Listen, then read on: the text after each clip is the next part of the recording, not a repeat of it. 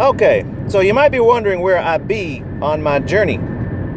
We just left Blairsville, and we're going to take this old 129 into Tennessee. But had we wanted to, we could have gone to North Carolina, South Carolina, right there, see? There are no roadblocks. There are no cops. There are no National Guard. Now, where are they? You might want to figure that out, Richie from Boston, because you're the one who said FEMA's got orders to use mortars on Philadelphia, which ain't cool, or Pennsylvania, whatever.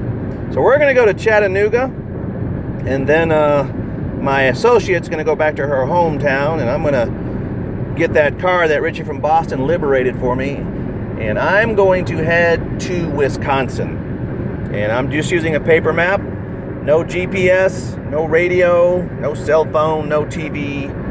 But don't worry if you're awake. I don't think we can be put back under because we are immune to the effects of all this raka.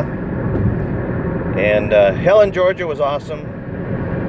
And it was good to see some police out there, even if they can't do nothing. At least they're letting the community know they're not been abandoned by their sheriffs. So to all sheriffs, to the 50 states for America and the territories from Puerto Rico to Guam, let your people know that they've all been deputized and that we are at war with the U.S. military and the U.S. flag, and sadly our own state's National Guards, if they so choose to do the knock-knocks. And always be aware of the grays. Peace out.